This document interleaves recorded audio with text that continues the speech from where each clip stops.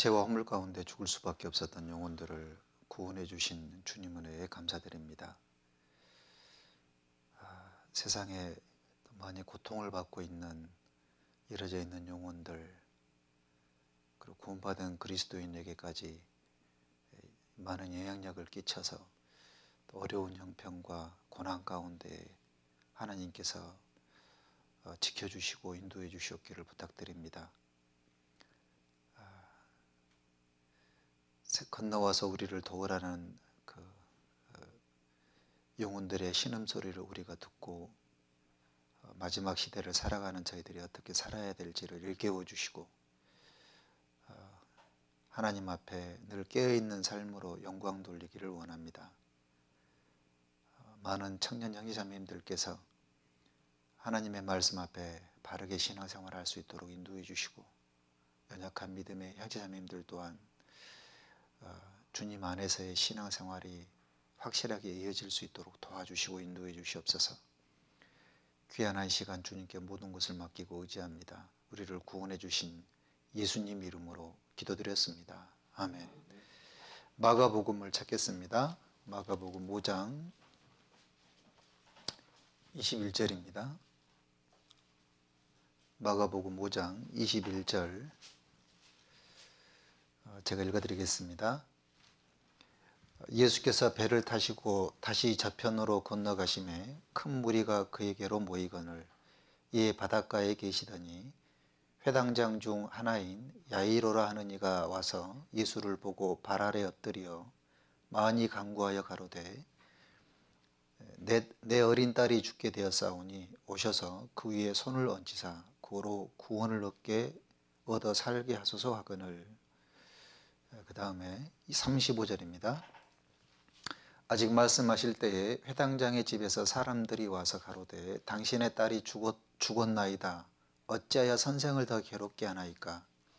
예수께서 그 하는 말을 곁에서 들으시고 회당장에게 이르시되 두려워 말고 믿기만 하라 하시고 베드로와 야고보의 형제 요한 외에 아무도 따라옴을 허치 아니하시고 회당장의 집에 함께 가사 헌화함과 사람들의 울며 심히 통곡함을 보시고 들어가서 저희에게 이르시되 너희가 어찌하여 헌화하며 우느냐. 이 아이가 죽은 것이 아니라 잔다 하시니 저희가 비웃더라.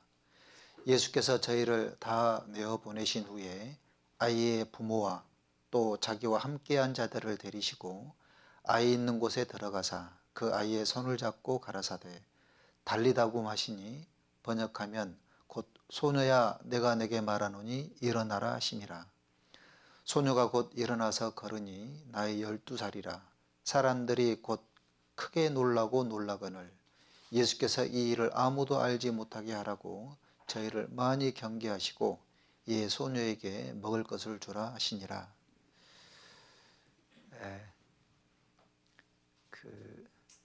최근 이제 형제자매님들께서 교회를 이렇게 참석을 못하고 계시는데 이제 주일 오후에 주일 청년교제가 좀 많이 그리운 것 같습니다. 형제자매들이 졸기도 하고 또 떠들기도 하고 또 요란하는 그런 모습들이 하나님의 은혜였다라는 것을 좀 깨닫게 하는 것 같습니다. 마지막 시대에 저희들이 살아가고 있는 이 삶이 하나님께서 지켜주시고 보호해 주셨다라는 것을 깨달았을 때에 이것도 하나님의 은혜였다라는 것을 일깨워 주는 것 같습니다. 오늘은 그 회당장 야이로의 딸을 살리신 내용에 대해서 좀 교훈을 얻어보고자 합니다. 먼저 그 야이로의 입장에 서서 한번 좀 보겠습니다. 예수님께서 묵은 포도주와 새 포도주에 관한 말씀을 하고 계실 때에 한 직원 곧 회당장 야이로가 주님께 나왔습니다. 나왔던 이유는 자기 딸이 이제 죽게 생겼던 겁니다. 마태복음, 마가복음, 누가복음에 이 사건이 기록되어져 있는데 마태복음에는 내 딸이 방장 죽었사오나 이렇게 나와 있고 마가복음에는 내 어린 딸이 죽게 되었사오니 이렇게 나와 있죠. 누가복음 8장에서는 자기에게 12살 먹은 외딸이 있어 죽어가미러라 이렇게 나와 있습니다. 자, 그 야이로는 딸이 죽어갈 때 예수님 앞에 나와갖고 죽었다는 소식을 들었을 때에도 주님을 신뢰했기 때문에 이 말씀을 기록해 놨다라는 겁니다. 회당장은 딸이 죽어감과 결국 죽음이 예수님 앞에 나아가는 그런 계기가 되었고, 그런 것을 봤을 때 대체로 인간은 자신의 힘으로 어찌할 수 없을 때 주님을 찾게 된다는 겁니다.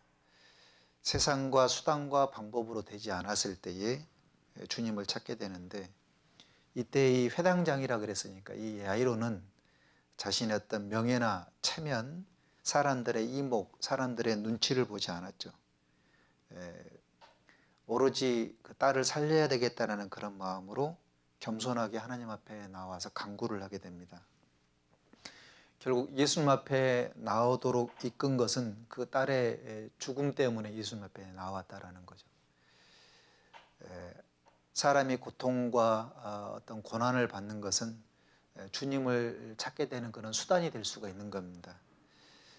어려움에 처해 있을 때 주님을 찾게 되고, 주님을 찾았을 때 주님은 응답해 주신다는 건데, 우리도 이런 계기들이 어려움과 고난이 주어지는 것은 주님을 찾게 만드는 거다라는 것을 우리 수습부들 일깨워야 되겠다 생각이 됩니다. 그리고 그 고통과 슬픔은 주님을 만나게 될 때의 기쁨으로 승화시켜 줍니다. 회당장 야이로는 포기하지 않는 신앙의 모습을 우리에게 보여줍니다.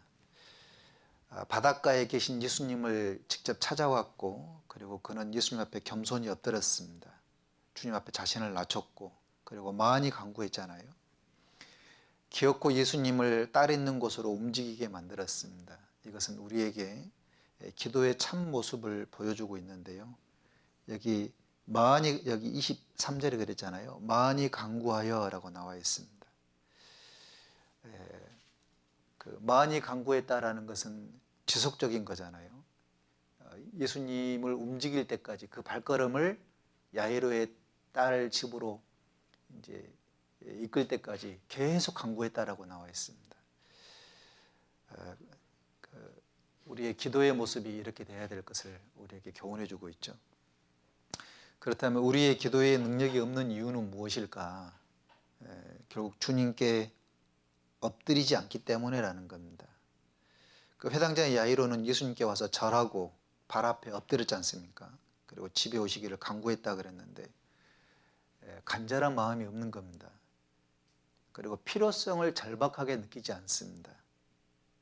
우리의 삶에 고난이 없는 겁니다. 그러니까 이게 이제 그 어떤 그 코로나 바이러스로 인해 가지고 절박한 그런 심정이 있잖아요. 잘못하면 이게 죽겠구나라는 그런 절박한 심정이 된다 그러면 우리는 주님 앞에 많이 간구하게 될 거라는 겁니다. 주님 앞에 그 나오는 자세, 이렇게 그 이 야이로가 간구하게 된 동기가 무엇이냐라는 건데, 방금 읽었던 것처럼 자기에게 12살 먹은 외딸이 죽어감이라라 이렇게 나와 있지 않습니까? 딸에 대한 그런 사랑이 남달랐던 것 같습니다. 그 딸에 대한 불타는 그런 사랑이 그로 하여금 예수님의 발 앞에 엎드리게 만들었던 겁니다. 아가서에 그런 말씀 있죠. 사랑은 죽음같이 강하고라는 그런 말씀 있지 않습니까? 몇 년 전 제가 추계 수양회를 참석했는데 시골 할머니께서 이제 상담을 받았습니다. 그 가정사를 이렇게 좀 들어보니까 큰아들과 함께 살고 있는데 그 큰아들이 간암 말기에 걸려서 시한부 인생을 살고 있는 겁니다. 근데 그 할머니께 사람은 영혼이 있어요. 지옥이 있고 천국가 있습니다. 라고 얘기했는데 안 들어가더라고요. 이유는 딱 한 가지예요. 우리 아들 좀 살려달라는 겁니다. 제발 우리 아들 좀 어떻게 살려줄 수 없겠냐고. 의사도 안 된다 그러지. 그러니까 오로지 그 어머니의 마음속에는 자기 아들밖에 없는 겁니다. 그 회당장 야이로의 마음이 이런 어머니 같은 그런 마음이 아니었을까라는 생각을 좀 하게 됩니다. 하나밖에 없는 그 외딸을 살릴 수 있는 유일한 방법은 예수님밖에 없었던 거예요. 그러니까 자신의 전부를 걸 수밖에 없었던 겁니다. 자기 눈앞에서 하나밖에 없는 자식이 죽어가는데 가만히 지켜볼 사람이 누가 있겠어요? 유일한 희망이 예수님인데 어떤 수단과 방법을 통해서라도 그 예수님을 데려가야지만이 내 딸이 살 수 있다라는 딸에 대한 그런 사랑, 그 불타는 사랑, 그 사랑은 죽음같이 강하다라는 것이 느껴지는 겁니다. 그리고 그 이 회당장 야이로는 예수님은 무엇이든지 다 할 수 있다라는 것을 믿었죠. 사람의 목숨이 붙어 있을 때에 한 가닥 희망이라는 것이 있습니다. 살릴 수 있다라는 그런 희망이 있죠. 숨이 멈췄을 때 그때 희망은 사라집니다. 왜냐하면 이 사람은 죽었으니까. 이 야이로는 외딸이 죽어가는 상황 속에서 급히 예수님을 찾아왔잖아요. 예수님을 모시고 집에 가던 중에 아이가 죽었다라는 그런 소식을 들었습니다. 그런데도 이 야이로는 발걸음을 멈추지 않고 끝까지 예수님과 함께 집으로 갔습니다. 여기 5장 39절 한번 볼게요. 이렇게 나와 있죠. 들어가서 저희에게 이르시되 너희가 어찌하여 환호하며 우느냐, 이 아이가 죽은 것이 아니라 잔다 하시니, 이렇게 나와 있지 않습니까? 그리고 이 아이가 죽은 것을 저희가 비웃더라. 예수께서 저희를 다 보내신 후에 아이의 부모와 또 자기와 함께한 자들을 데리시고 아이 있는 곳에 들어가사, 이렇게 나와 있습니다. 여러분, 믿음이라고 하는 것은 늘상 우리가 들어왔던 그런 말씀인데 무엇인지 다 할 수 있는 예수님을 믿는 것이 믿음이라 그랬으니까 예수님은 다 할 수 있다라는 것, 전능하신 하나님이다라는 겁니다. 내 말이 내가 믿으면 하나님의 영광을 보리라 하지 아니하였느냐, 이 말씀이 어디가 있죠? 요한복음 11장에 있습니다. 마르다는 예수님께서 나는 하나님의 아들이다, 부활이 있다, 그러니까 내가 믿느냐 그랬을 때에 마르다가 예, 제가 주님을 믿습니다 라고 얘기를 했죠. 그 말이 끝나자마자 나사로를 살려줄 테니까 돌을 옮겨 놓으라고. 그때 이 마르다의 얘기는 아이고 예수님 죽은 지 나흘이 지났습니다. 그리고 벌써 시체 썩는 냄새가 납니다. 이렇게 말을 했습니다. 예수님께서 그러고 나서 이 마르다에게 했던 말씀이 내 말이 내가 믿으면 하나님의 영광을 보리라 하지 아니하였느냐, 이렇게 말씀을 하게 된 겁니다. 그렇습니다. 믿어야지만이 하나님의 능력을 체험할 수 있습니다. 믿음이라고 하는 것은 끝까지 믿어서 결과를 봐야 되는 겁니다. 끝까지 믿는 믿음이 있어야지만이 하나님의 영광을 보게 되는 겁니다. 자, 이 야이로는 주님께서 걸음을 빨리 저쪽에서 갔으면 하는 그런 바람이 있었겠죠. 그런데 무리가 옹이했다 그랬으니까 움직이는 발걸음이 더뎠을 겁니다. 예수님께서는. 얼마나 이 야이로는 마음이 조급했겠습니까? 거기다가 가는 도중에 혈류증 여인이 예수님의 그 옷가지에 손을 댔습니다. 그때 또 지체가 됐잖아요. 예수님께서는 혈류증 앓은 그 여인을 낫게 해주셨고, 그리고 그 여인과 대화를 하고 있는 도중에 회당장의 집에서 사람이 와서 이렇게 말했지 않습니까? 당신의 딸이 죽었나이다. 선생을 더 괴롭게 마소서. 얼마나 안타깝고 답답했겠습니까? 요한복음 11장에서도 예수님께서는 이렇게 행동을 하셨죠. 나사로가 병들었다람을 들으시고 그 계시던 곳에 이틀을 더 유했다라고 말씀하셨습니다. 주님이 가시겠다라고 하셨을 때에는 어떤 지체된 그런 상황이 생기더라도 실망하지 않아야 될 것을 우리에게 교훈해 주고 있죠. 주님은 말씀을 붙잡는 사람들을 결코 실망시키지 않는다라는 겁니다. 이 야이로게 그랬잖아요. 두려워하지 말아라. 믿기만 해라. 주님은 시간을 초월해서 역사하신 분이기 때문에 어떤 경우에도 실망하지 말라라는 겁니다.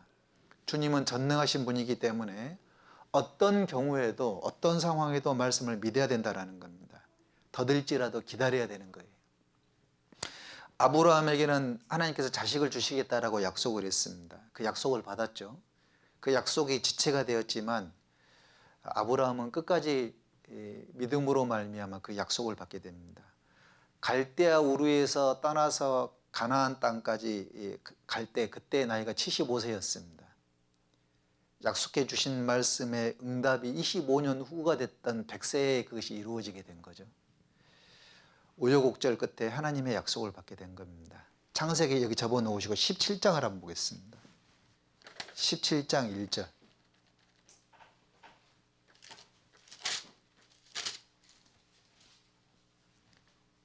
17장 1절 같이 한번 읽겠습니다.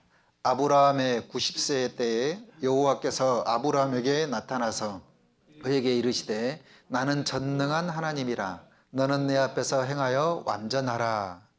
자, 여기 보시면 주목해야 될 구절이 너는 내 앞에서 라고 나와 있죠.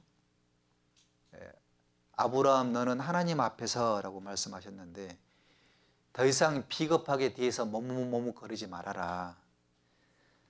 사람 앞에서 신앙생활하지 말고 하나님 앞에서 해라라는 겁니다. 하나님 앞에서 전능하신 하나님을 믿으라라는 거죠.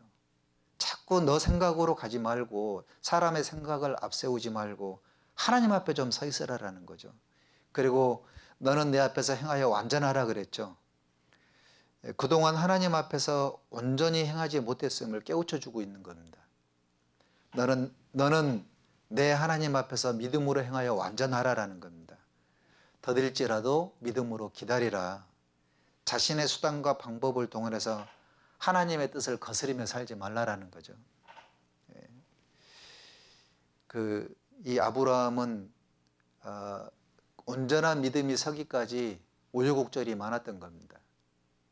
믿음은 아무나에게 주어지는 게 아닌 거예요. 믿지 아니하면 정령이 굳게 서지 못하리라라는 말씀이 있는데 하나님의 뜻이 지연될 때에도 인간의 편에서 할 일은 끝까지 믿어야 된다라는 겁니다.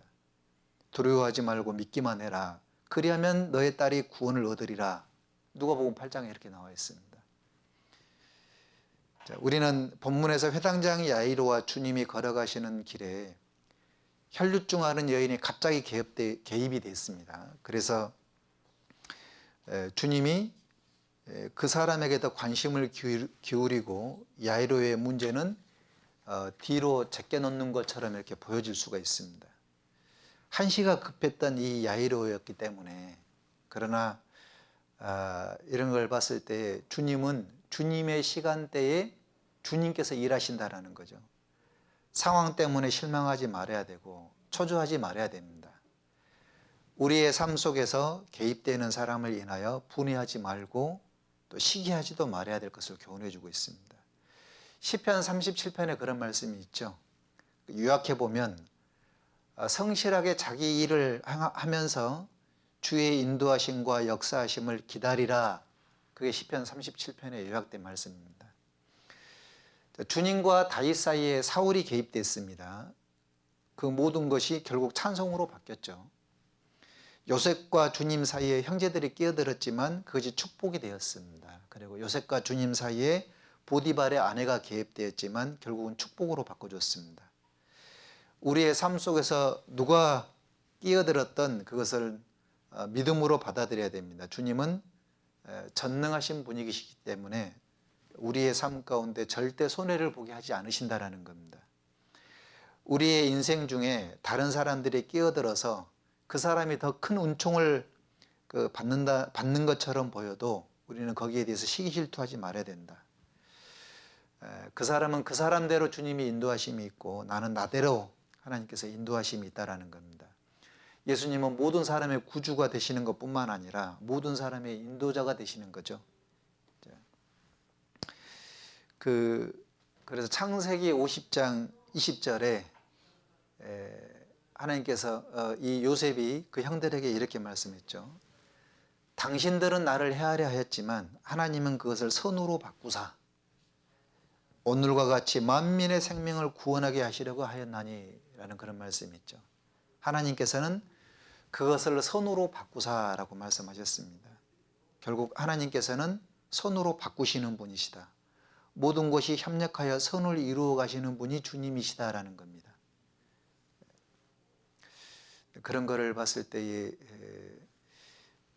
그 야이로는 회당장 야이로는 딸을 사랑하는 그런 그 사랑하는 불타는 사랑이 너무 컸던 사람이었고, 또 더딜지라도 그걸 끝까지 믿어서 결과를 봤던 사람이었고, 예수님과 그 자기 사이에 다른 사람이 개입했지만 그 개입했던 것을 초조하지 않고 불안해하지 않았다라는 거. 그리고 그런 거를 봤을 때 그 하나님께서는 모든 것을 손으로 이꾸신다. 로마서 8장에 나와 있는 것처럼 하나님을 사랑하는 자, 그 뜻대로 부르심을 입은 자들에게는 모든 것이 협력하여 선을 이룬다라는 선하신 하나님을 믿어야 된다라는 겁니다. 자, 마가복음 5장을 다시 한번 넘어가 보겠습니다. 5장 37절입니다.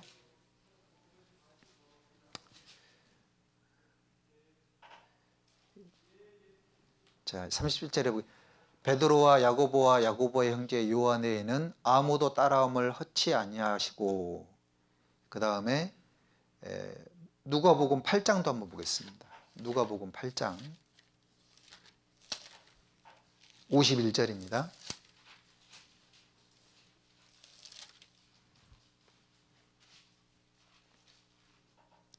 같이 한번 읽겠습니다.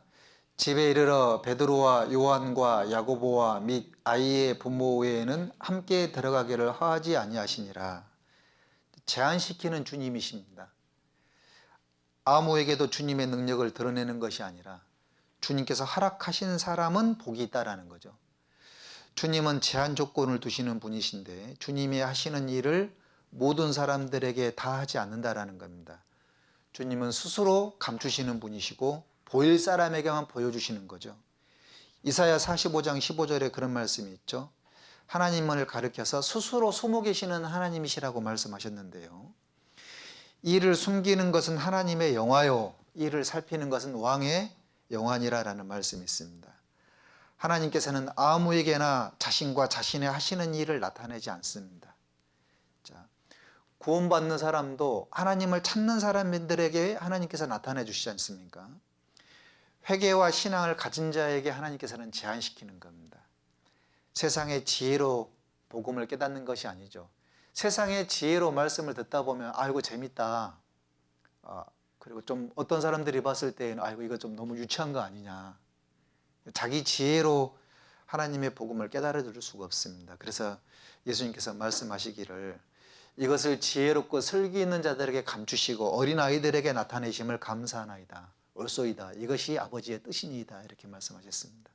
즉 순수하게 말씀을 받아들여야지만이 구원을 받는 거죠. 너희가 나를 간절히 찾는 자가 나를 만나리라고 하셨던 것처럼 하나님을 간절히 찾는 사람, 진리를 간절히 구하는 사람, 이런 사람이 구원을 받을 수가 있습니다. 제한을 두시는 분이시죠. 또 구원받은 후에도 간절히 주님을 따르는 자에게 주님의 뜻을 보여주십니다. 아브라함에게는 여러 번 나타나신 하나님이 롯에게는 나타나지 않았습니다. 500명의 제자들보다 70명의 제자들에게 더 많은 것을 주님께서는 보여주셨고, 그 중에 12제자들은 더 많은 것을 보았고, 또 그 중에 베드로, 야고보, 요한은 더 많은 것을 보았습니다. 주님께서는 모든 것의 한계를 정하시는 분이시다라는 것. 주님은 주님을 사랑하고 주님을 따르는 자에게 더 많은 것을 보여주십니다. 대면대면하는 사람, 대충제충 신앙생활하는 사람들에게는 감추신다라는 거죠. 자, 성도에게도 분량의 정도에 따라서 고난의 한계를 정해주십니다. 욥 같은 경우에는 욥 있지 않습니까? 욥은 한계가 없었던 것 같아요. 고난의 한계. 끝이 없었던 것 같습니다. 하루아침에 10명의 자식과 모든 재산, 그리고 자기가 가지고 있던 모든 짐승들을 하루아침에 다 잃어버렸습니다. 그러니까 하나님께서는 그만한 분량이 되었기 때문에 거기까지 고난을 허락하셨던 겁니다. 위기 속에서도 변함없이 하나님을 경외하고 하나님께 영광 돌릴 것을 알았던 거죠. 그러니까 마귀에게 하나님께서 이렇게 말씀하지 않았습니까? 그와 같이 순전하고 정직하여 하나님을 경외하며 악에서 떠난 자가 세상에 아주 없느니라. 욥처럼 순전하고 정직하고 하나님을 경외한 사람이 없다. 그러니까 욥이 그랬지 않습니까? 주시는 자도 하나님이요 취하신 자도 하나님이라고. 내게 없다고. 다 하나님 거였다고. 자식도 내게 아니고 하나님 거였다고. 자기 소유가 아니었다라는 것을 늘 인식을 하면서 살았던 겁니다. 주시는 분도 하나님이요 취하신 분도 하나님이다. 그러니까 당연히 하나님께서 영광을 받으셔야 된다. 순전하지 않습니까? 그리고 정직합니다. 정말 순수하죠. 하나님을 경외하는 마음이 남달랐던 겁니다. 그래서 욥이 나의 가는 길을 오직 그가 하시나니 그가 나를 단련하신 후에는 내가 정금같이 나오리라. 그러니까 고난의 한계, 믿음의 분량에 따라서 하나님께서 주시는 겁니다. 그런데 우리는 고난을 받으면 어쩔 줄을 몰라요.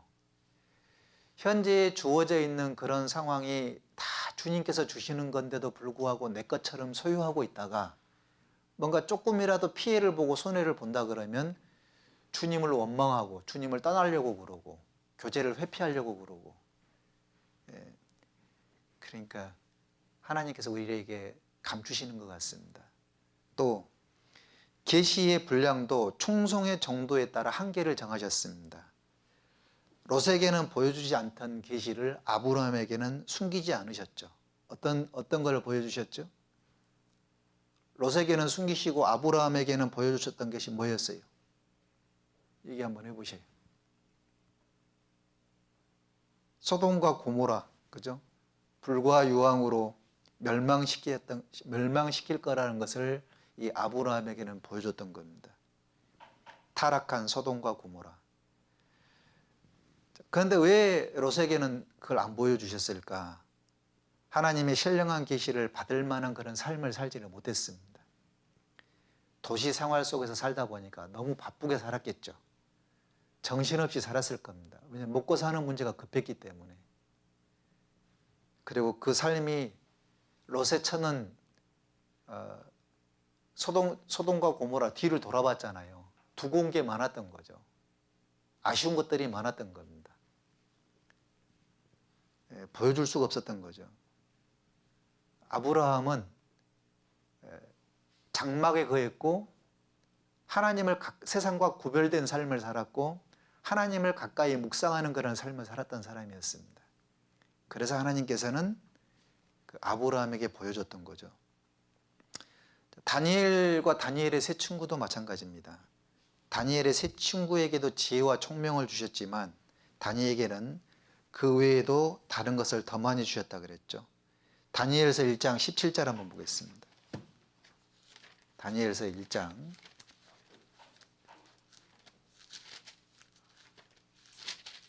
17절.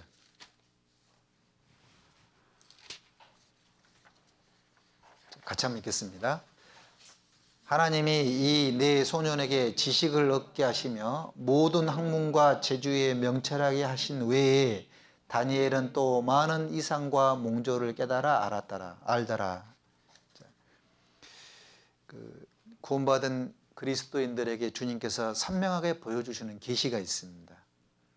마태복음 24장에 예수님의 제자들이 세상 끝에는 무슨 징조가 있겠습니까? 라고 그 징조에 대해서 묻자 예수님께서는 명확하게 세상 끝에는 이런 징조가 일어날 것이다. 그러면서 이 세대가 지나가기 전에 이 일이 다 이루리라 이렇게 말씀하셨습니다. 우리는 명확하게 하나님의 말씀이 우리에게 보여주신 세상의 징조, 마지막 때 일어날 징조들을 보면서 살아가고 있습니다. 그러면서 우리에게 보여주신 계시가 있죠. 영원한 천국과 영원한 지옥이 있다라는 것을 분명히 보여주십니다. 그리고 우리에게 또 다른 계시가 있습니다. 그러면 어떻게 살 거냐라는 겁니다. 어떻게 살아갈 거냐. 롯처럼 살지 말고 아브라함처럼 살아라. 세상에서 푹 빠져서 살지 말고 구별된 삶, 하나님과 가까이 하는 삶, 다니엘처럼 기도하는 그런 삶을 살 것을 요구하는 거죠. 어떤 고난이 닥쳐와도 하나님을 원망하지 않고 하나님을 경외하는 삶, 하나님께서 알려주신 이런 계시들을 뒤로 넘겨버리지 말고 마음속에서 새기면서 살아라. 깨어있는 삶을 살 것을 우리에게 말씀하십니다. 계시를 보여주시는 거죠. 계시를 우리는 분명히 보면서 살아가고 있기 때문에, 성경을 보면서 그 계시를 보면서 살아가고 있기 때문에 어떻게 살아야 될 것을 우리 스스로가 일깨워서 살아가야 되겠습니다. 마가복음 5장을 다시 넘어가 보겠습니다. 자, 5장 39절 40절입니다. 들어가서 저희에게 이르시되 너희가 어찌하여 혼화하며 우느냐, 이 아이가 죽은 것이 아니라 잔다 하시니 저희가 비웃더라. 예수께서 저희를 다 내어 보내신 후에 아이의 부모와 또 자기와 함께한 자들에게 데리시고 아이 있는 곳에 들어가서 이렇게 말씀하셨죠. 이거를 봤을 때 주님의 판단과 인간의 판단이 다르다라는 걸 알 수가 있습니다. 울며 통곡하고 있었죠, 사람들은. 근데 주님께서는 죽은 것이 아니라 잔다 이렇게 말씀하셨습니다. 사람들은 죽은 것을 알고 비웃었습니다. 누구의 판단을 믿을 것인가 라는 거죠. 사람들의 판단이냐 아니면 전능하신 주님의 판단이냐. 이런 일은 우리의 삶에 있어서 주어지는 질문들인 겁니다. 히브리서 1장에 말씀하신 대로 말씀하신 하나님이 말씀하셨으니 모든 판단의 근거를 말씀에 대해서, 말씀의 근거를 두고 살아가야 판단해야 된다는 겁니다. 세상 학자들은 이렇게 얘기하죠. 부활이 없다라고 얘기를 합니다. 그러나 주님은 우리에게 부활을 가르치셨습니다. 세상 사람들은 죽으면 그만이다. 주님께서는 금세가 전부가 아니라 반드시 내세가 있다. 그래서 주의 판단과 주의 생각을 따르는 사람들이 복이 있다라는 겁니다. 사람들이 구원받기 전에는 하나님과 사람의 생각은 너무 다르죠. 그래서 자기의 생각과 자기의 고집, 자기의 성향에 맞는 그런 삶을 살았습니다. 구원받기 전에는. 그러나 구원받고 난 후에는 자기 생각보다 하나님의 생각이 항상 옳기 때문에 하나님의 말씀 앞에서 내 생각을, 내 뜻과 생각을 굽혀서 하나님 말씀에 맞춰서 살아가는 거죠. 지금도 사람들은 자기들의 합리적인 논증으로 예수님의 말씀을 비웃습니다. 예수님께서는 말씀하시죠. 주의 증거가 확실하니라라는 그런 말씀이 있고, 누가복음 9장에 너희는 저의 말을 들으라 이렇게 말씀하셨습니다. 시편 119편 151절에 이런 말씀이 있습니다. 여호와여 주께서 가까이 계시오니 주의 모든 계명은 진리니이다 이렇게 말씀하셨습니다. 우리 시대에 구원받은 그리스도인들은 말씀 편에 정확하게 서 있어야 됩니다. 하와를 예를 한번 들어보겠습니다. 하와는 뱀의 유혹에 넘어갔습니다. 누구 편에 서 있었습니까? 하와는 아니라라고 얘기하겠지만 마귀 편에 서 있었습니다. 아담은 인정에 넘어갔죠. 하와 편에 서 있었던 겁니다. 에서는 장자의 명분을 식물에 의해서 팔았죠. 장자의 명분을. 그러니까 먹는 쪽에 서 있었던 거죠. 삼손은 사사의 직분을 드릴라에게 넘겨줘 버렸습니다. 그런 거를 봤을 때 말씀 편에 정확하게 서 있지 않으면, 말씀 편에 분별하고 말씀 안에서 내가 정확하게 서 있지 않으면 우리는 하와처럼 될 수 있습니다. 마귀 편에 설 수가 있고 사람 편에서 판단하기도 하고, 그리고 식물에 의해서 말씀을 제껴버리는 경우들이 있고, 이성에 의해서 판단이 흐려지기도 합니다. 요즘 세상에 유혹들이 많습니다. 이제 형제들보다 자매님들 같은 경우에는 세상에서 직장 생활을 하다 보니까 수많은 이성의 유혹들이 많습니다. 그런 유혹들이 많음에도 불구하고 그걸 넘어가면 안 되겠죠. 세상 사람들이 얼마나 많은 유혹을 하겠습니까? 그런 유혹에 우리가 이겨낼 수 있는 방법은 말씀 편에 서는 겁니다. 너희는 저의 말을 들으라. 하나님께서 말씀하시면은 그 하나님 편에 서야 되는 겁니다. 이거는 내가 봤을 때 이 길은 분명히 이 길이 맞는 것 같은데 하나님께서는 좀 엉뚱하게 현실적인 감각이 떨어지는 것처럼 이렇게 말씀을 하시죠. 이 길을 보여주시면 좋겠는데, 명확하게 이리 가라 저리 가라라고 보여주시면 좋겠는데, 말씀 안에 거하라, 오래 참고 기다려라, 인내하라, 이게 답이 아닌 것 같거든요. 그런데도 주님께서는 너희는 저의 말을 들으라, 믿으면 하나님의 영광을 보리라. 결국은 주님 편에, 말씀 편에 서야지만이 우리가 세상을 이겨내면서 살아갈 수가 있겠죠. 또 여기 41절 42절에 그 아이의 손을 잡고 가라사대 달리다구 마시니, 번역하면 곧 소녀야 내가 내게 말하노니 일어나라 하심이라. 소녀가 곧 일어나서 걸으니 나이 12살이라. 사람들이 곧 크게 놀라고 놀라거늘. 달리다구 맞죠? 일어나라 라는 뜻입니다. 죽은 자도 주님의 말씀을 듣자 즉시 일어나 걸었죠.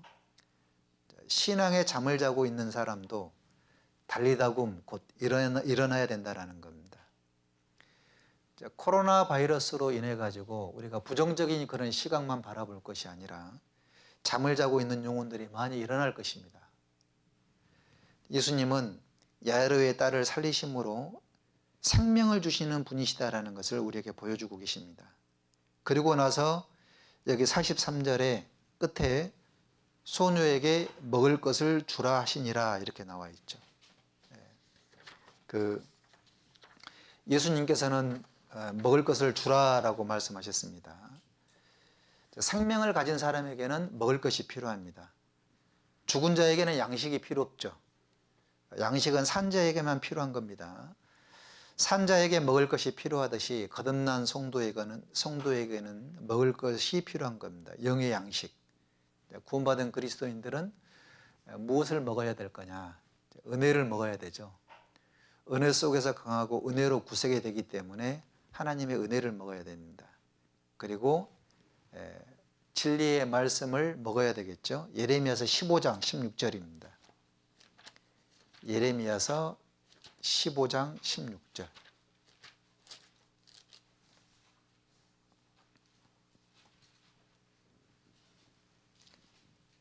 같이 한번 읽겠습니다. 만군의 하나님 여호와시여, 나는 주의 이름으로 일컬음을 받는 자라. 내가 주의 말씀을 얻어 먹었사오니 주의 말씀은 내게 기쁨과 내 마음의 즐거움이오나. 주의 말씀을 얻어 먹었사오니 이렇게 나와 있지 않습니까? 말씀을 얻어 먹어야 됩니다. 그 말씀을 얻어 먹는 데에 때로는 이제 우리가 음식을 먹는 데에 늘 똑같은 반찬, 똑같은 밥, 똑같은 국이 나오잖아요. 때로는 이제 별미 같은 것도 있습니다. 라면 같은 경우는 별미지 않습니까? 별미도 필요합니다. 그래서 말씀도 특별 집회도 필요하고 또 어떤 이렇게 주제에 따른 것들도 필요하고 그러는데, 우리가 평상시에 듣던 말씀들 있잖아요. 수요 말씀, 주일 말씀, 이것들을 튼튼하게 먹어야 됩니다. 특별한 게 없어요. 우리는 조금 이렇게 특별한 그런 것들을 들었을 때에는 막 너무 말씀이 좋다라고 이렇게 얘기하잖아요. 근데 뭔가 착각하고 있는 게 있어요. 뭐냐면 일상생활에 먹는 하나님의 말씀이 수요 말씀, 주일 말씀처럼 안전하게 없는 거예요. 그리고 가장 나에게 필요한 말씀들이고 은혜들인 겁니다. 우리가 어쩔 때에 야 오늘 말씀이 너무 좋았다, 어쩔 때 말씀이 좋냐면 낮아져 있을 때, 겸손할 때, 그때의 모든 말씀이 내게 달아요.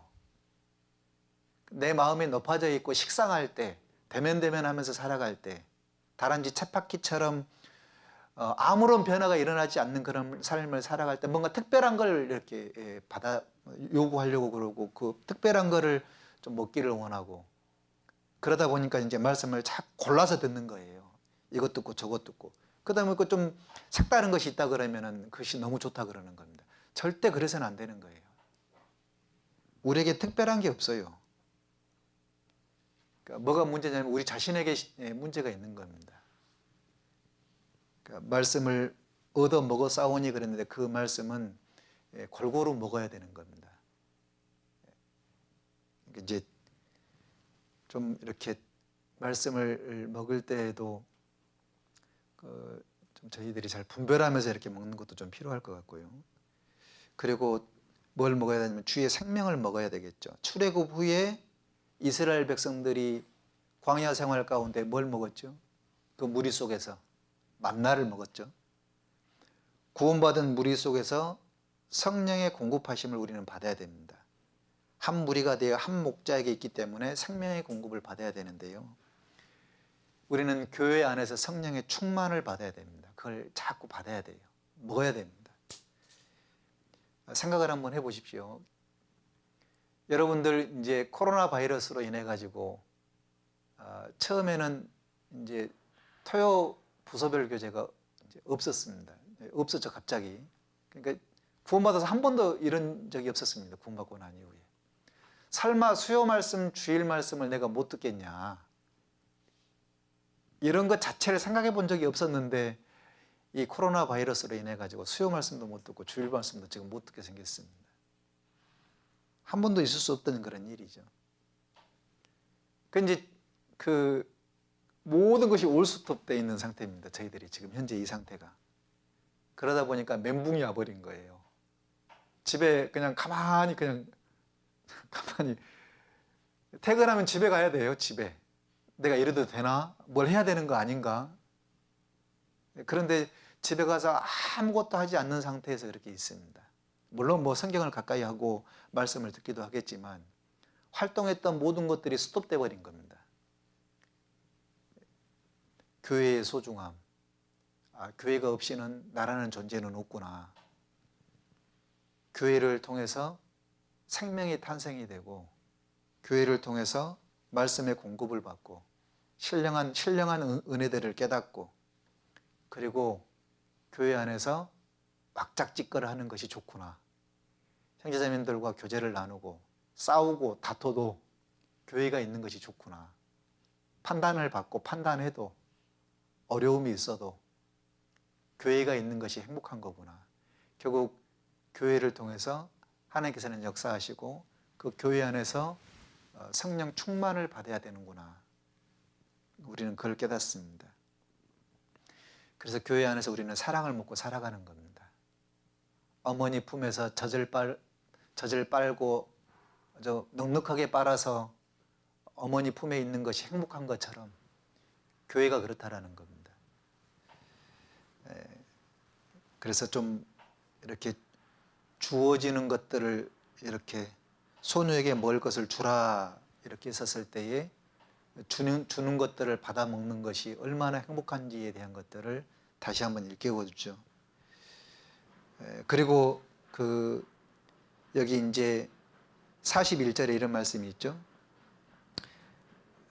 그 아이의 손을 잡고 가라사대 달리다고 마시니 번역하면 곧 소녀야 내가 내게 말하노니 일어나라 하심이라.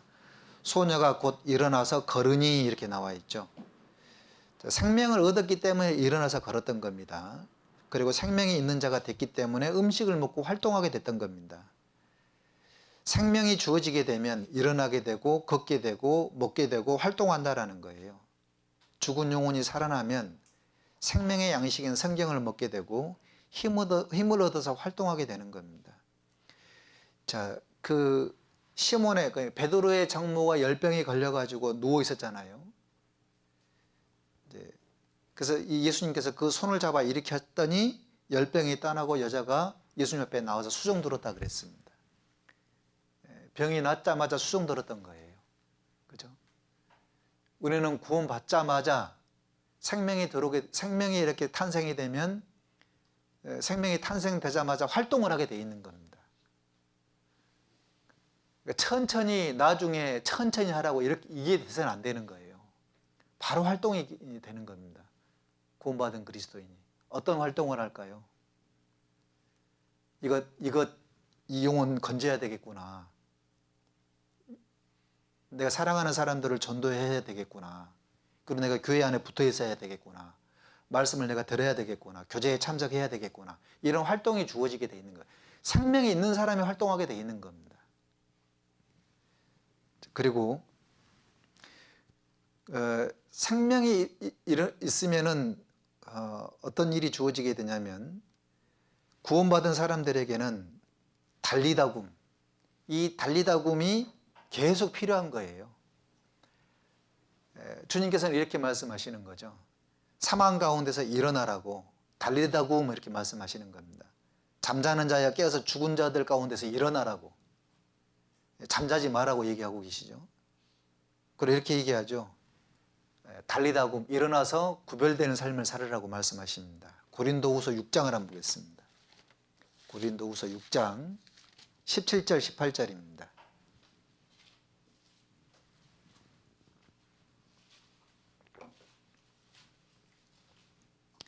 그러므로 주께서 말씀하시기를 너희는 저희 중에서 나와서 따로 있고 부정한 것을 만지지 말라. 내가 너희를 영접하여 너희에게 아버지가 되고 너희는 내게 자녀가 되리라. 전능하신 주의 말씀이니라 하셨느니라. 자, 1절 같이 한번 7장 1절 같이 한번 읽겠습니다. 그런즉 사랑하는 자들아, 이 약속을 가진 우리가 하나님을 두려워하는 가운데서 거룩함을 온전히 이루어 육과 영의 온갖 더러운 것에서 자신을 깨끗게 하자. 너희는 저희 중에서 나와서 따로 있고 이렇게 말씀하셨죠. 이 말씀은 믿지 않는 자와 멍에를 같이 하지 말라, 그 안에서 나오라는 겁니다. 세상에서 취해서 자지 말고 일어나라, 그 안에서 나와라, 이렇게 말씀하시는 거죠. 그리고 부정한 것을 만지지 말라 그랬죠. 부정한 건 뭐예요? 우리 일상생활에 부정한 것을 만지지 말라 그랬는데 리모컨이 부정한 거죠. TV 리모컨. 앉으면, 왜냐하면 그 부정한 것을 만지게 되면 소파에 기대게 되고 비루한 것에 빠지게 돼 있습니다. 부정한 것을 만지지 말라 그랬는데 마우스를 만지지 말아야 되겠죠. 만지면 일어나야 될 시간에 누워 있는 겁니다. 왜냐하면 그걸 하도 그 게임을 오래 하다 보면 새벽까지 이렇게 게임을 하게 되고, 자야 될 시간에 일어나야 될 시간에 자게 되는 거죠. 늦게까지 막 잠을 자는 겁니다. 부정한 것을 만지지 말라 그랬는데 스마트폰을 만지지 말라는 겁니다.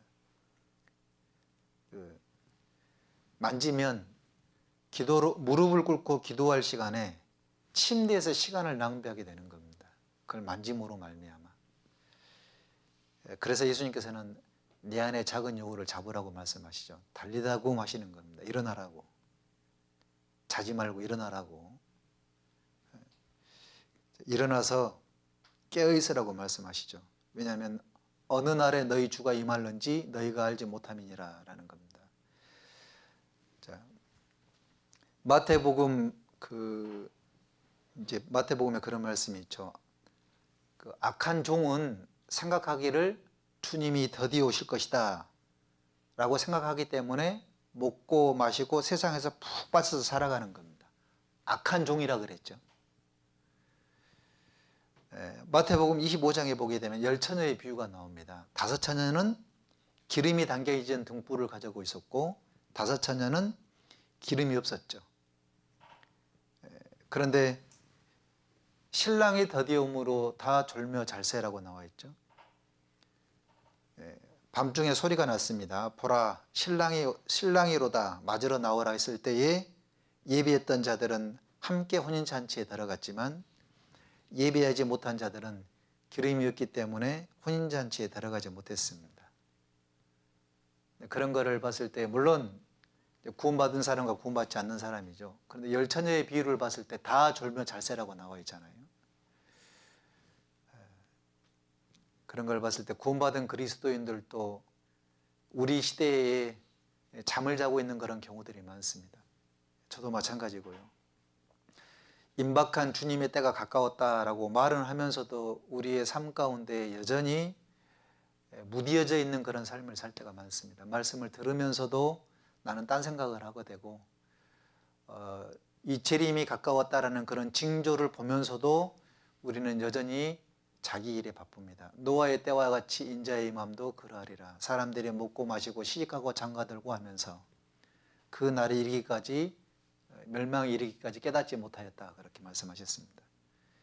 그것이 비단 이 세상 사람들 뿐만 아니라 우리에게도 적용되는 거죠. 그래서 주님께서는 달리다고, 일어나라고, 깨어있으라고. 왜냐하면 어느 날에 너희 주가 임할지 알지 못한다고. 그리고 일어나서 빛을 발하라라고 말씀하시죠.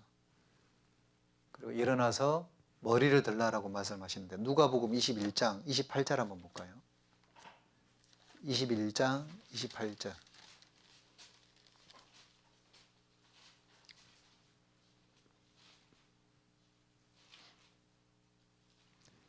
같이 한번 읽겠습니다.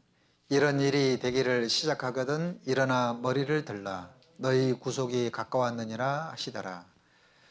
이런 일이 되기를 시작하거든 일어나 머리를 들라 그러죠. 일어나라는 겁니다.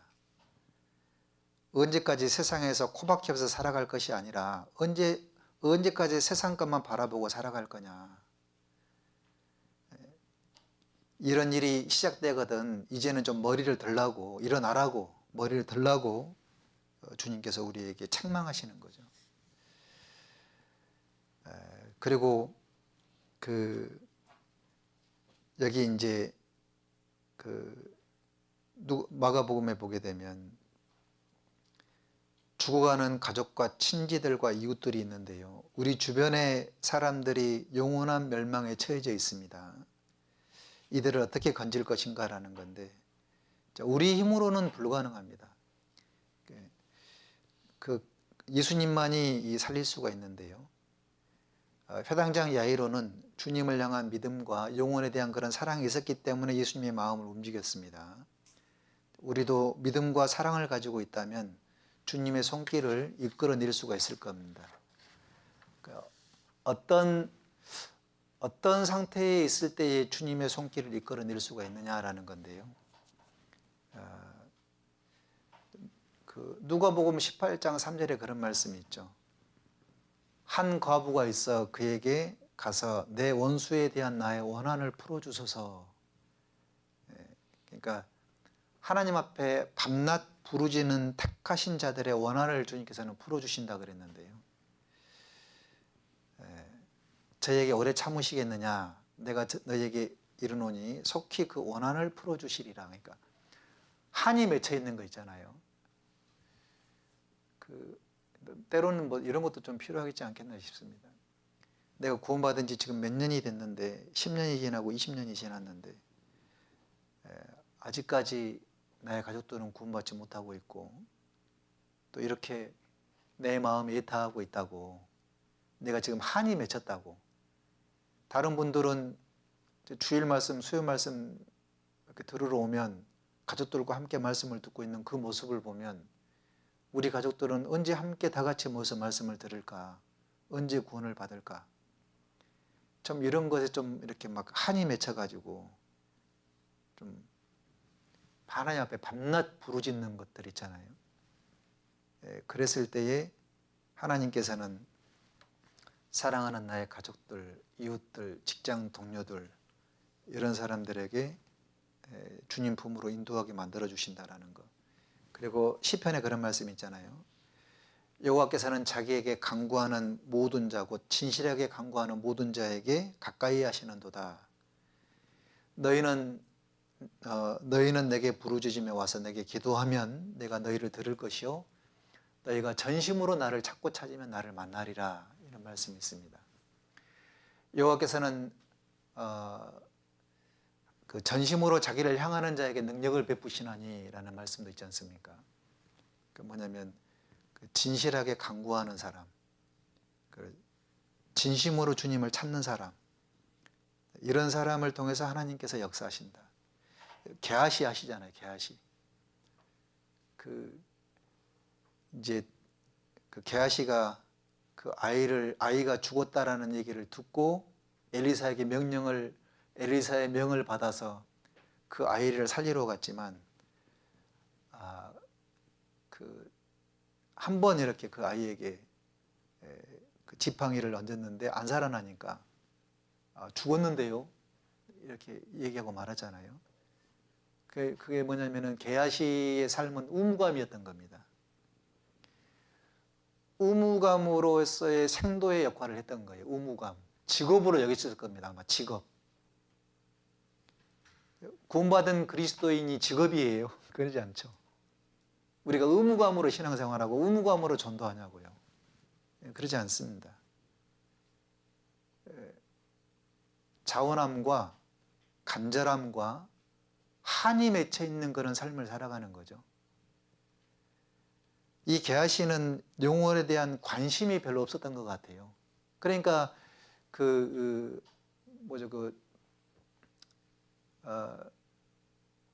문둥병을 낳았던 사람의 이름이 뭐죠? 문둥병이 고침을 받았잖아요.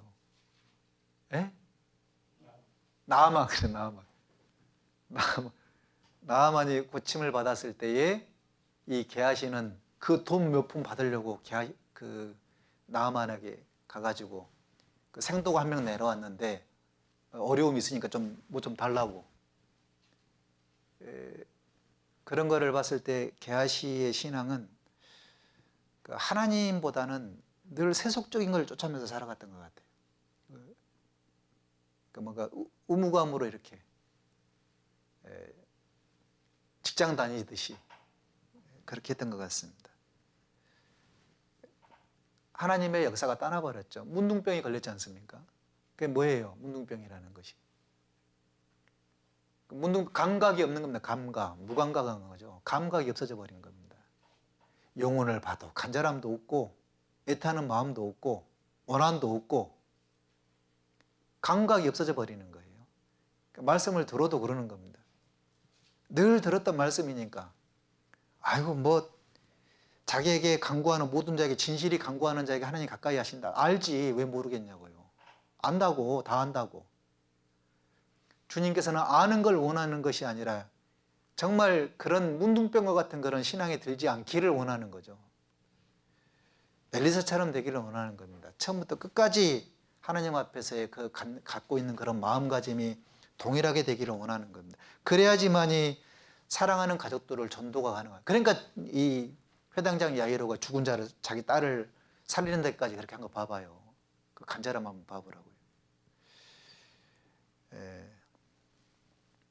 여기 여러분들은 이런 충격적인 소식을 들었을 때에 어떻게 행동을 하겠냐라는 건데 다시 마가복음을 조금만 더 볼게요. 마가복음 5장 35절 한번 봐보십시오. 아직 말씀하실 때에 회당장의 집에서 사람들이 와서 가로되 당신의 딸이 죽었나이다. 어찌하여 선생을 더 괴롭게 하나이까? 당신의 딸이 죽었나이다. 이런 말을 들었을 때에 어떻게 행동하실 것 같아요? 주님께서 말씀하셨잖아요. 두려워하지 말고 믿기만 하라 이렇게 말씀하셨습니다. 우리의 삶 속에서 상황이 악화되고 모든 것이 더욱 안 좋은 쪽으로 갈 수가 있습니다. 그때 어떻게 처신해야 될 것인지에 대한 것들을 주님께서 말씀하셨죠. 주 예수를 믿으라 그리하면 너와 내 집이 구원을 얻으리라. 저희들은 이 말씀 앞에서 오랜 세월 동안 신앙생활하면서 우리들의 경험을 이렇게 얘기를 합니다. 주님 말씀을 맞는데요. 현실이 녹록치가 않아요.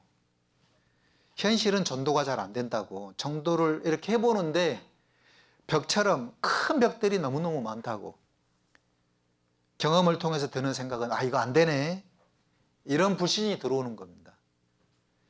다윗도 그런 상황을 겪게 됐었습니다. 하나님께서 다윗에게 에돔성을 치라고 말씀했습니다. 아무도 에돔성을 무너뜨린 사람이 없었죠. 난공불락의 성이었습니다. 하나님께서는 다윗에게 정복하라고 내가 너에게 정복하게 해주시겠다고. 다윗은 그 말씀을 듣고 정복하러 갔습니다. 그러나 승리를 못했습니다. 안 된다고. 현실은 안 된다고 말하자 하나님께서는 다윗의 마음을 일깨웠죠. 다윗, 누가 너와 함께하고 있냐고. 다윗은 두 마음을 품었습니다. 하나님 말씀은 변함이 없는데 현실은 생각대로 잘 안 되니까 그 믿음에서 점점 불신이 들었던 겁니다. 그러나 하나님께서 다윗이 다시 한번 다윗에게 일깨웠던 거죠. 하나님의 약속을 붙잡으라고. 여기 시편 108편 한번 보겠습니다. 시편 108편 8절입니다.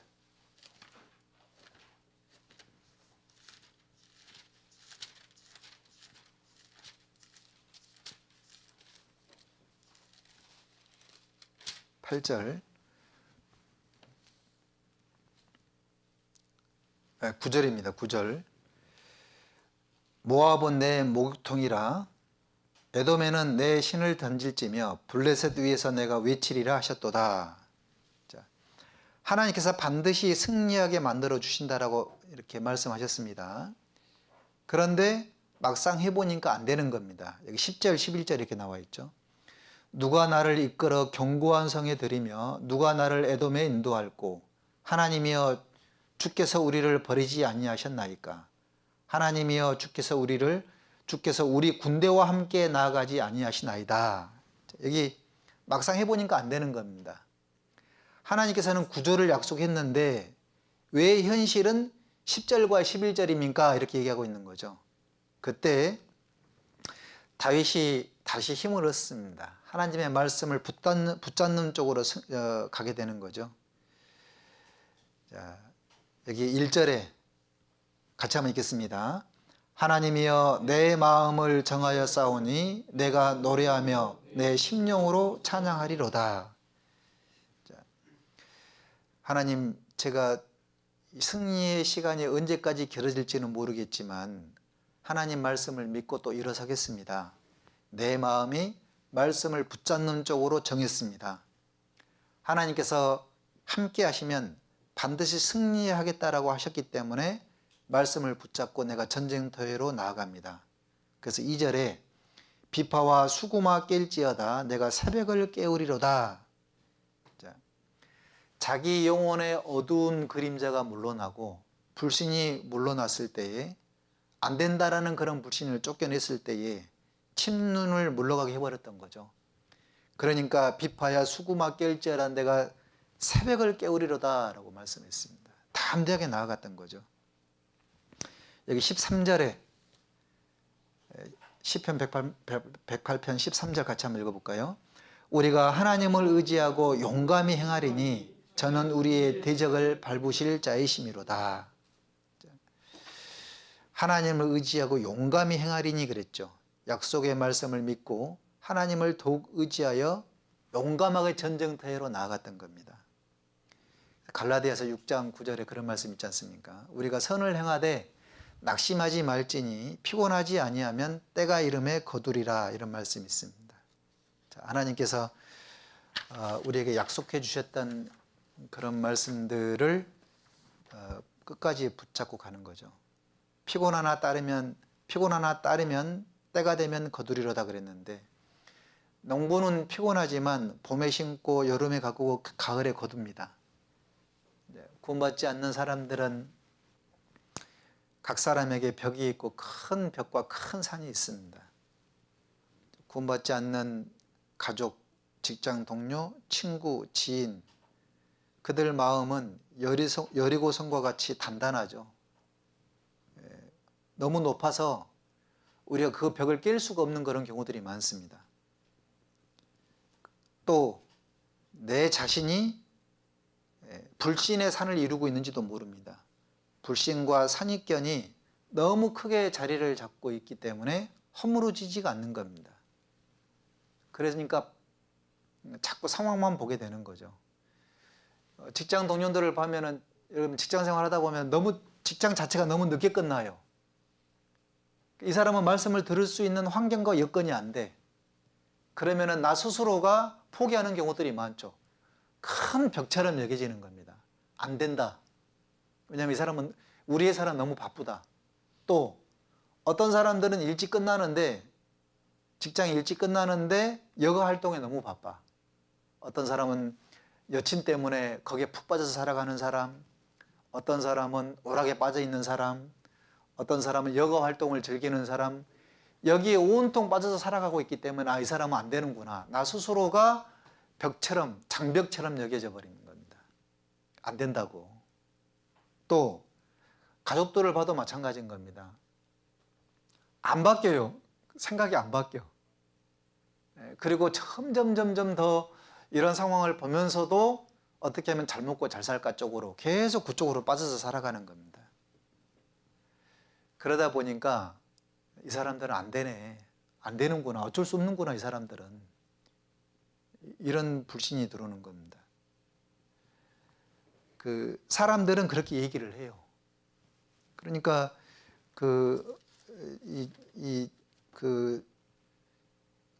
당신의 딸이 죽었나이다 이렇게 얘기하는 겁니다. 죽었다고 끝났다고 안 된다고. 예수님께서는 아니라고, 두려워하지 말라고, 믿기만 하라고, 된다고, 믿으라고. 그래서 우리의 마음 가운데 주님, 이제부터 제가 마음을 좀 다시 한번 정하겠습니다. 주님 말씀을 붙잡는 쪽으로 제가 한번 가보겠습니다. 하나님이여 내 마음을 정했습니다. 이런 거 있잖아요. 제가 주님을 따르겠습니다. 하나님 말씀 붙잡고 끝까지 따라가겠습니다. 왜냐하면 주님께서 두려워 말고 믿기만 하라. 사람들의 말을 두려워하지 말아라. 상황을 두려워하지 말아라. 하나님의 말씀을 믿어라라는 겁니다. 하나님이여 내 마음을 정하여 싸우니 마음을 정하고 말씀을 믿는 쪽으로 택해야 되겠죠. 주위 환경과 믿음을 무너뜨리는 부정적인 그런 말에 귀를 기울이지 말아야 됩니다.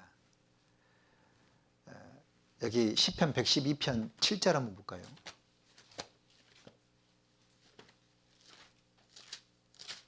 (112편) 7절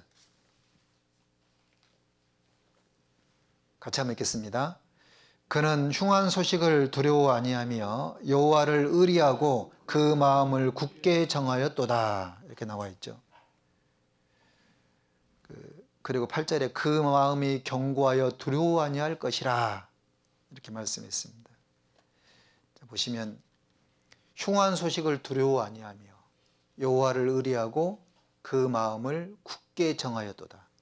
그리고 그 마음이 견고하여 두려워 아니할 것이로다. 여러분, 저와 여러분들은 인간의 연약함을 가지고 있기 때문에 믿는다고 하면서도 사람의 말을 더 믿는 경우들이 많습니다. 더 신뢰하는 경우들이 많습니다. 이 아이가 죽었습니다. 금방 예수님을 믿었다가도 아이가 죽었습니다. 그러면 이쪽으로 혹해버리는 겁니다.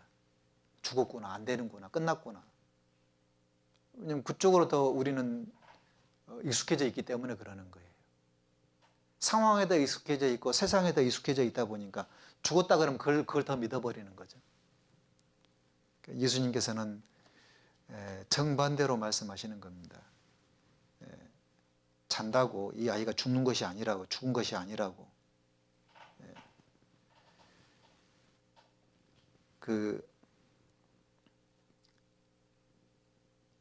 이제 이런 거를 봤을 때에 우리는 좀 이렇게 좀 하나님 앞에 어떻게 가야 될지를, 어떻게 살아야 될지를, 이 코로나 바이러스로 인해 가지고 그 가족들이 꿈쩍도 안 하고 있고, 또 직장 동료들도 꿈쩍도 안 하고 있고, 죽음에 대한 두려움만 있지 영혼에 대한 생각할 수가 없죠. 그리고 어떤 사람들은 아유 뭐 바이러스 오라면 오지 뭐, 건강한 사람은 다 산대, 걱정하지 말으라고. 이렇게 사는 사람들이 많잖아요. 그랬을 때 우리의 마음속에 또 여전히 하나님께서 그 에돔성을 치라고, 반드시 하나님이 함께 해주실 거니까 그 에돔성을 반드시 하나님께서 승리할 수 있도록 만들어 주셨다고 해보니까 안 되는 겁니다. 안 된다고. 그런 불신이 들어가면 우리는 아무것도 할 수 없습니다. 비파의 수고마 깰지어다 내가 새벽을 너희 하리로다. 불신이 물러나고 믿음이 있게 되면은, 하나님을 향한 믿음이 있게 되면 담대하게 되는 겁니다. 그리고 여기 마가복음 5장 35절에 이렇게 말씀하셨죠. 어찌하여 선생을 더 괴롭게 하나이까, 이렇게 말씀했지 않습니까? 반대로 여기 보면 영혼 전도를 위해서는 주님을 괴롭게 해야 된다는 겁니다. 주님께 나와서 주님께 매달리는 것을 주님은 괴로워하지 않으시죠. 누가복음 18장의 불의한 재판관의 비유를 봤을 때에 주님은 주님께 적극적으로 매달리는 것을 기뻐 여기신다라는 겁니다. 매달리라는 거예요, 매달리라고. 사람의 충고가 힘을 빼는 것이 될 수 있습니다. 우리는 육신적인 사람의 충고를 더 듣는 경우가 많죠. 그만하면 됐다고, 이제 노력할 만큼 한 거라고, 그러니까 이제 그만하면 됐으니까 이제 안 해도 된다고, 이런 말에 더 귀를 기울이지 않습니까? 예수님의 본성을 좀 생각해 보면 예수님께서는 주님은 어떻게 하셨을까, 이런 거를 우리가 생각을 해봐야 되는 겁니다. 주님이라면 어떻게 하셨을까? 우리 시대는 너무나 신사적인 그런 시대에 살아가고 있습니다. 다른 사람에게 피해를 주지 않으려고 합니다. 그러니까 조심조심하는 거예요. 그러다 보면은 나를 좀 괴롭게 하지 말으라고 이런 말 들으면 멈칫해 버리는 거예요. 아, 내가 이거 지혜롭지 못하게 했구나. 그러니까 다음에 해야지. 물론 그런 것도 좋은 방법이긴 하지만 혹 그 마음이 내가 이 사람을 두려워해서 그러는 건 아닐까? 영혼을 불쌍히 여기는 마음과 지혜롭게 행해야 되겠다는 그런 마음으로 하는지, 아니면은 이 사람의 상황만 살피고 있는 건지, 그래서 머뭇머뭇거리고 있지는 않은지. 그리고 그런 경우를 봤을 때에 내가 더 주님을 더 괴롭게 해야 되겠다. 뭐냐면 밤낮 주님께 매달려야 되겠다. 이런 쪽으로 가야 되겠다라는 겁니다. 주님께 더욱 매달리는 그런 신앙생활, 그리고 주님을 번거롭게 해드리는 것이 우리는 현명하다는 생각이 듭니다. 현명하다. 축복받는 그런 인생이 되려면 주님을 더 괴롭게 해야 되는 겁니다. 정리를 하겠습니다. 마가복음 5장에 회당장 야이로의 그 딸을 살리는 데 있어서 이 회당장 야이로는 자기 외딸에 대한 그런 그 뜨거운 불같은 그런 사랑이 있었기 때문에 예수님 앞에 나아갔고, 그 예수님 앞에 나아갔을 때에 그 겸손한 모습으로 무릎을 꿇고 간절히 여러 번 청해서 예수님을 모시고 갔습니다. 여러 번 청했잖아요. 그런데 가다 보니까 자꾸 방해를 받는 거예요. 사람들이 너무 많다 보니까 예수님이 빨리 가야 되는데 방해를 받고, 또 빨리 가야 되는데도 불구하고 그 12회를 혈류증으로 앓는 그 여인을 만나게 되고, 그리고 또 사람들이 회당장 야이로의 집에서 사람들이 와가지고 딸이 죽었다 그러고, 그런데 이 회당장 야이로는 끝까지 예수님을 모시고 갔습니다. 만약에 회당장 야이로가 아이고 내 딸이 죽었구나 이렇게 생각을 했더라 그러면 예수님과 함께 갔겠습니까? 끝까지 갔던 거예요. 끝까지 믿었던 겁니다. 그래서 예수님께서는 그 딸을 살리자, 달리다굼 이렇게 얘기했던 거죠. 일어나라 소녀야 일어나라. 그리고 그 소녀에게 먹을 것을 줬던 겁니다. 이제 먹을 것을 주라고. 놀라운 역사가 일어났던 거죠. 결국은 상황을 보지 말고 좀 믿음으로 좀 끝까지 가라는, 믿음으로 좀 더딜지라도 끝까지 믿고 나아가라는 겁니다. 지금 우리가 개인적으로 지금 주님과 가까이 해야 될 그런 시간들입니다. 개인적으로 성경을 시간이 없어서 많이 못 봤다라는 그런 상황들이 시간이 없어서 많이 못 보는 경우들이 많았죠. 직장 생활하고 퇴근하고 교회에서 봉사하고 피곤한 가운데 집에 가면은 성경 볼 시간이 부족하죠. 너무너무 피곤하니까. 좀 제가 그래서 이제 그 무리이긴 하지만 성경을 한 권씩 이렇게 보라고 그랬지 않습니까? 한 권씩. 저도 모임이 없다 보니까 전도인실에서 성경을 계속 보게 됩니다. 성경을. 거의 이제 이사야까지 왔습니다. 이사야서까지 왔어요. 계속 한 권씩 하루 종일 그냥 한 권씩 읽다 보니까 이사야서까지 이제 오게 된 거예요. 근데 읽을 때는 다 읽었다. 이제 그런 만족감도 있지만 결국은 우리가 믿음은 이제 들으면서 나고, 믿음은 말씀을 읽고 묵상할 때에 믿음이 생기는 거니까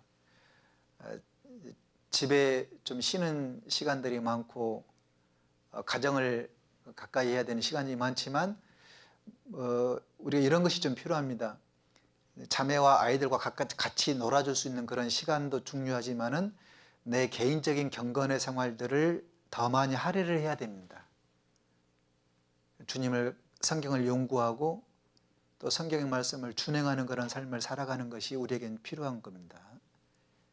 그리고 청년 때 형제 자매들은 시간이 주어졌을 때 청년 때 시간이 많이 주어지게 되면 죄 짓는 것이 죄 짓는 유혹들이 훨씬 많습니다. 그리고 또 한 가지 유의해야 될 점이 한 가지가 있는데, 지금은 집에서 경건 생활을 많이 하고 또 사람들 많이 있는 곳에 될 수 있으면 안 가면 좋겠습니다.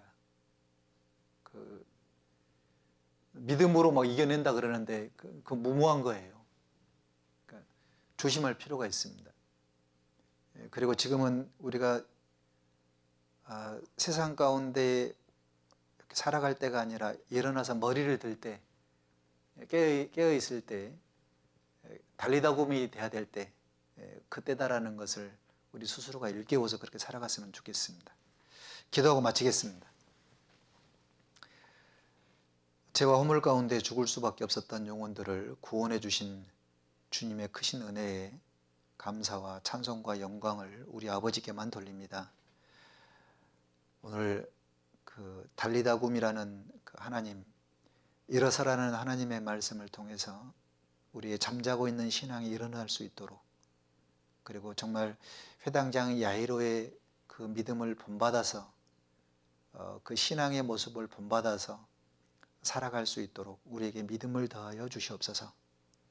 또한 늘 깨어있는 삶을 통해서 하나님께 영광을 돌리며 살아갈 수 있도록 인도해 주시고, 하루속히 이 혼란한 시기가 벗어나서 형제자매님들이 자유롭게 신앙생활을 할 수 있도록 주님께서 이 상황들을 선하게 인도해 주시옵기를 부탁드립니다. 형제자매님들이 어느 곳에 어떠한 형편에 있든지 간에 항상 말씀 앞에 굳건히 설 수 있도록 인도하여 주시옵소서. 우리를 구원해 주신 예수님 이름으로 기도드렸습니다. 아멘.